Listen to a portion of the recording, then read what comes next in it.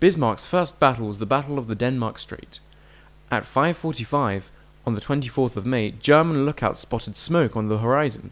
This turned out to be the British battlecruiser Hood and the British battleship Prince of Wales. At 5:52, Hood opened fire, swiftly followed by the Prince of Wales a minute later, but Hood engaged the German heavy cruiser Prinz Eugen, which the British thought was Bismarck.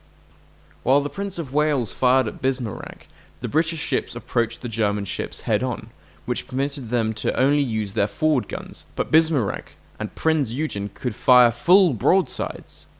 By 6 o'clock, Hood was completing the second turn to port when Bismarck's 5th Slavo hit.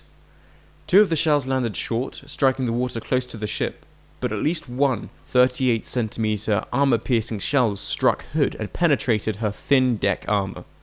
The shell reached Hood's rear ammunition magazine and detonated 112 tons of cordite propellant. The massive explosion broke the back of the ship between the main mast and rear funnel.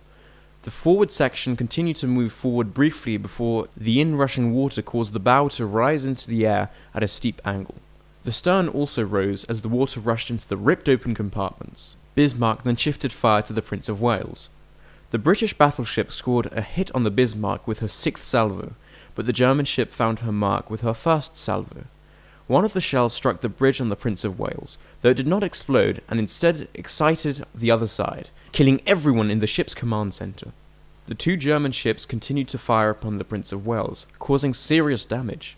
Guns malfunctioned on the recently commissioned British ship, which still had civilian technicians aboard.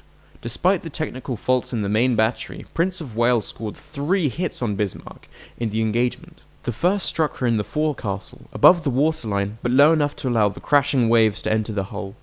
The second shell struck below the armoured belt and exploded on contact with the torpedo bulkhead, completely flooding the turbo-generated room and partially flooding an adjacent boiler room. The third shell passed through one of the boats carried aboard the ship and went through the floatplane catapult without exploding. The Prince of Wales retreated with a smoke screen covering them. In the chase, a swordfish British naval bomber scored a hit on Bismarck's stern on the port side near the port rudder shaft. The coupling on the port rudder assembly was badly damaged and the rudder became locked in a 12 degrees turn to port. With the port rudder jammed, Bismarck was now steaming in a large circle, unable to escape the British forces.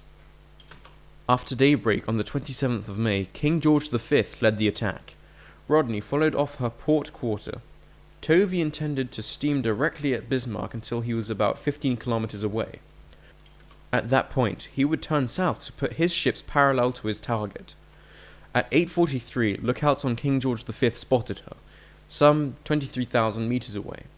4 minutes later, Rodney's 2 forward turrets comprising 6 406mm guns opened fire. Then, King George V's 356mm guns began firing. Bismarck returned fire at 8:50 with her forward guns, her 2nd Slavo. She straddled Rodney. Thereafter, Bismarck's ability to aim her guns deteriorated as the ship, unable to steer, moved erratically in the heavy seas and deprived Schneider of a predictable course for range calculations. Around 10:35, Bismarck capsized to port and slowly sank by the stern, disappearing from the surface at 10:40. Now 50,300 tons were in the bottom of the ocean.